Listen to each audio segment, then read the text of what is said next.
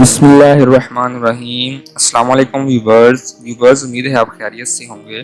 Viewers, आज की video में हम डिस्कस करेंगे कि फ्लटर और रिएक्ट नेटिव में बेसिक डिफरेंस क्या है और फ्लटर कौन सी टेक्नोलॉजी है और उसका मकसद क्या था, इसको बनाने के पीछे एम क्या था कि इससे कौन कौन सी चीज़ें आसान हो गई हैं। दोस्तों, जैसा कि आप जानते हैं कि हमारे पास जो टॉप रैंक जो यूज़र फ्रेंडली कह सकते हैं आप, या फिर जो ज़्यादातर इस्तेमाल होने वाली दो फ़ोन्स हैं, एक एंड्रॉयड है और एक iOS है, यानी कि एप्पल का iOS। तो जो एंड्रॉयड फ़ोन है उसमें APK एप्लीकेशंस होती हैं और जो iOS फ़ोन है उसमें आपके पास एप्लीकेशन का जो ऑप्शन है वो iOS ऑपरेटिंग सिस्टम से ही रिलेटेड है। तो दोस्तों, इन दोनों मोबाइल्स एप्लीकेशन को डेवलप करते हुए हमें दो मुख्तलिफ किस्म की टेक्नोलॉजी का इस्तेमाल करना पड़ता था। एंड्रॉयड एप्लीकेशन के लिए हम जावा या फिर कोटलिन को यूज़ करते हुए एंड्रॉयड की APK एप्लीकेशन बनाते थे, जबकि अगर हम बात करते हैं एप्पल फ़ोन की तो उसकी iOS एप्लीकेशन डेवलपमेंट के लिए हमें स्विफ्ट या फिर उसके अलावा ऑब्जेक्टिव सी लैंग्वेज को यूज़ करते हुए हम उसको डेवलप करते थे। तो दोस्तों, अब अगर हम इन दोनों एप्लीकेशंस को बनाना चाहते थे दोनों फ़ोन्स के लिए, तो हमें मुख्तलिफ़ किस्म की लैंग्वेज और मुख्तलिफ़ किस्म के फीचर्स सीखना पड़ते थे, जिससे कॉम्प्लेक्सिटी बढ़ती थी। तो कुछ प्लेटफॉर्म्स इंट्रोड्यूस हुए जिन्होंने मॉडर्न टेक्नोलॉजी पर फोकस किया और इन दोनों को एक ही कोड बेस में शिफ्ट कर दिया। अब अगर आप हाइब्रिड टेक्नोलॉजी की बात करें तो फ्लटर एक हाइब्रिड टेक्नोलॉजी है जिसको यूज़ करते हुए आप सिंगल कोड बेस वही है, कोड वही है, कोडिंग वही है, टेक्नोलॉजी में फ़र्क है। आप उसी कोड, एक ही कोड से आप iOS की और उसके साथ साथ एंड्रॉयड की APK एप्लीकेशन भी डेवलप कर सकते हैं। एक कोड से दो फ़ोनों की दो अलग अलग तरह की एप्लीकेशंस आप डेवलप कर सकते हैं। लैंग्वेज भी आपको एक ही सीखनी पड़ेगी जो कि फ्लटर आपको दे रहा है। फ्लटर आपको जो लैंग्वेज दे रहा है वो है डॉट लैंग्वेज।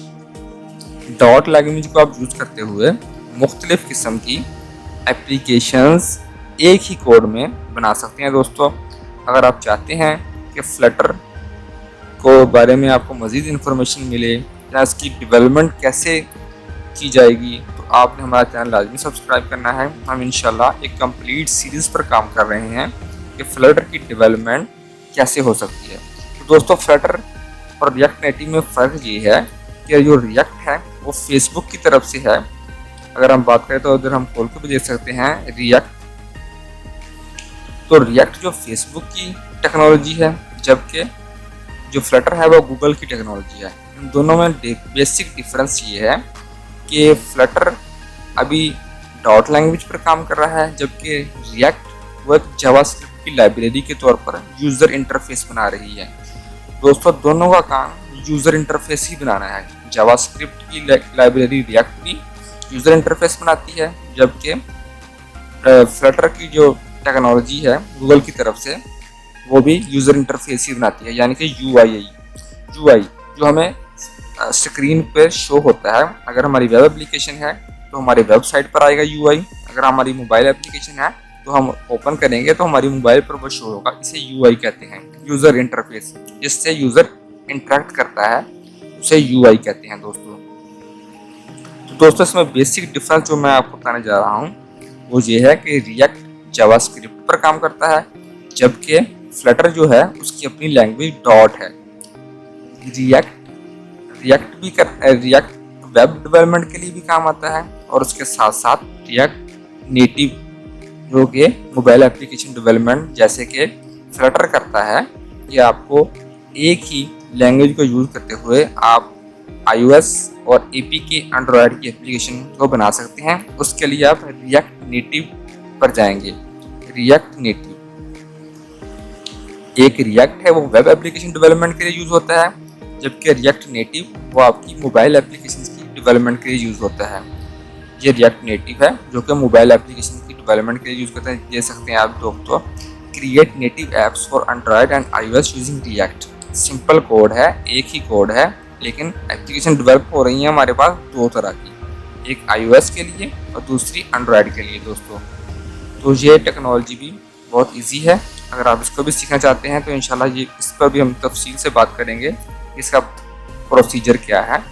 दोस्तों आते हैं रिएक्ट की तरफ। रिएक्ट में अभी तक मोबाइल एप्लीकेशन और वेब एप्लीकेशन पर ही काम हो रहा है, जबकि फ्लटर एप्लीकेशन डेवलपमेंट में थोड़ी सी तरक्की हुई है और इन्होंने मल्टी प्लेटफॉर्म एप्लीकेशन डेवलपमेंट पर काम शुरू कर दिया है। यानी कि अगर आपको फ्लटर की डॉट लैंग्वेज आती है तो आप मोबाइल एप्लीकेशन के साथ साथ वेब और डेस्कटॉप एप्लीकेशन भी बना सकते हैं। यानी कि आप विंडोज़ एप्लीकेशन भी बना सकते हैं जो आपकी पीसी पर रन होगी, कंप्यूटर सॉफ्टवेयर जिसे हम कहते हैं वो भी आप बना सकते हैं। लिनक्स पर काम चल रहा है, लेकिन डेस्कटॉप एप्लीकेशन लॉन्च हो चुका है। आप इसको यूज़ करते हुए 6 किस्म के build apps on 6 different platform from a single code base with Flutter 3। ये फ्लटर 3 रिसेंटली लॉन्च हुआ है, जो आपको एक मौका फराहम कर रहा है कि आप एक open source framework by Google for building beautiful natively compiled multi platform application from a single code base. दोस्तों उम्मीद करता हूँ आज की वीडियो आपको अच्छी लगी होगी। इस तरह की मज़ीद इंफॉर्मेटिक्स वीडियो के लिए स्मार्ट लर्निंग को लाजमी सब्सक्राइब करें। अगर आप फ्लटर की लैंग्वेज या रिएक्ट नेटिव को सीखना चाहते हैं तो आप स्मार्ट लर्निंग को सब्सक्राइब करें। हम इंशाल्लाह फ्लटर पर और रिएक्ट नेटिव पर एक कंप्लीट सीरीज़ बना रहे हैं, जिससे आपकी लर्निंग और अर्निंग दोनों में इजाफा होगा। इन लैंग्वेजेस, इन प्लेटफॉर्म को यूज़ करते हुए आप फ्रीलांसिंग भी कर सकते हैं और इसके साथ साथ आप जॉब भी कर सकते हैं और अपनी एप्लीकेशन डेवलपमेंट करके उसको गूगल प्ले स्टोर या फिर एप्पल का जो प्ले स्टोर है उस पर भी आप लॉन्च कर सकते हैं, उधर से भी अर्निंग कर सकते हैं। ये तमाम मराहल इंशाल्लाह आपको स्मार्ट लर्निंग तफसीलन बताएगा कि ये किस तरह के प्रोसेसेस हैं और किस तरह इनको कंटिन्यू करना है। दोस्तों उम्मीद करता हूँ आज की वीडियो अच्छी लगी होगी। जज़ाकल्लाहु खैरन व कसीरा।